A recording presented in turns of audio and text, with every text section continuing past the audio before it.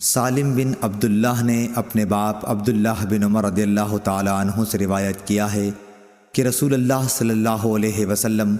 نماز شروع کرتے وقت اپنے دونوں ہاتھوں کو مونڈھوں تک اٹھاتے، اسی طرح جب رکوع کے لیے اللہ اکبر کہتے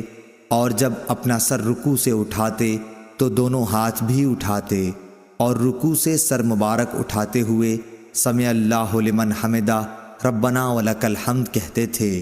سجدے میں جاتے وقت رفع یدین نہیں کرتے تھے۔ صحیح بخاری حدیث نمبر 735۔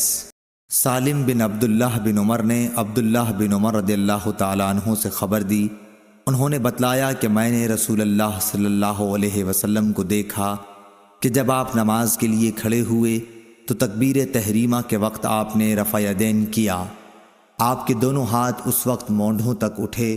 اور اسی طرح جب آپ رکوع کے لیے تکبیر کہتے اس وقت بھی رفع یدین کرتے، اور جب رکوع سے سر اٹھاتے اس وقت بھی کرتے۔ اس وقت آپ کہتے سمع اللہ لمن حمدہ، البتہ سجدے میں آپ رفع یدین نہیں کرتے تھے۔ صحیح بخاری حدیث نمبر 736۔ عبداللہ طحان نے بیان کیا خالد حذا سے، انہوں نے ابو قلابہ سے کہ انہوں نے مالک بن حویرث صحابی کو دیکھا کہ جب وہ نماز شروع کرتے تو تکبیر تحریمہ کے ساتھ رفع یدین کرتے، پھر جب رکوع میں جاتے اس وقت بھی رفع یدین کرتے، اور جب رکوع سے سر اٹھاتے تب بھی کرتے،